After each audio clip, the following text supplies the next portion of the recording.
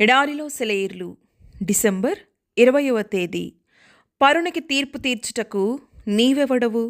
యాకోబు పత్రిక 4వ అధ్యాయము 12వ వచనం.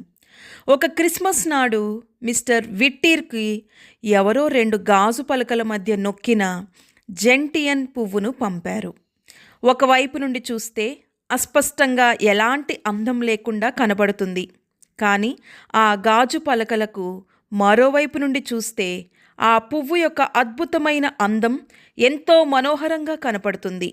మీరు ఆ బహుమానాన్ని చూసే దుక్కోణంపై ఆ పువ్వు అందంగా ఉందా లేదా అనేది ఆధారపడి ఉంటుంది.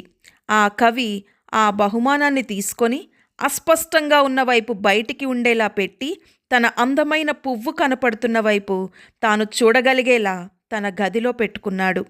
బయటి నుండి వెళ్ళేవాళ్ళు ఎలాంటి అందం లేని బూడిద రంగుతో నిండి ఉన్న గాజు పలకను మాత్రమే చూసేవారు.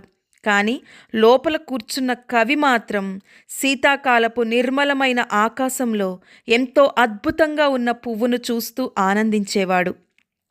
నాకున్న పరిపూర్ణమైన కృపను వారు బయట నుండి చూడలేరు.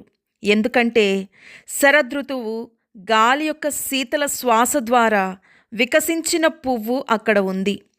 ఏమాత్రం అందం లేని ఆ వైపు నుండి వెచ్చదనంతో నిండి నా గదివైపు తిరిగితే అది నీటి కాలువ యోరను ఉన్నట్లుగా వంగిన ఆకాశపు రంగుల దిద్దుకున్నట్లుగా ఉంటుంది. కానీ సగం జీవంతోనున్న నా పుష్పమా, నీ నుండి లోతైన అర్థాలు నా యొద్దకు వచ్చాయి.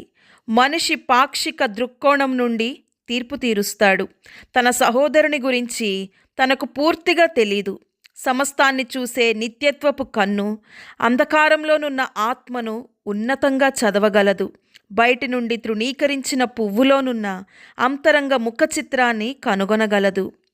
మనం చాలాసార్లు క్రియలను అస్పష్టంగా ఉన్న వైపు నుండే చూస్తాం. అవును, ప్రజలను కూడా అలానే చూస్తాం. మరోవైపునున్న మనోహరత్వాన్ని మనం చూడం. మనం నిరంతరం ఇతరులను తప్పుగానే అర్థం చేసుకుంటాం. చాలామందిలో అందమైన కోణం కూడా ఉంటుంది. కానీ మనం అస్పష్టంగా ఉన్న వైపు నుండి చూస్తాం కనుక వారిని ఖండిస్తాం. ప్రతి వ్యక్తిలోనూ ప్రతి పనిలోనూ ఉన్న మంచిని చూడడానికి, ప్రతి దానిలోనూ కొంత అందాన్ని చూడడానికి మనల్ని మనం సిద్ధపరచుకోవాలి.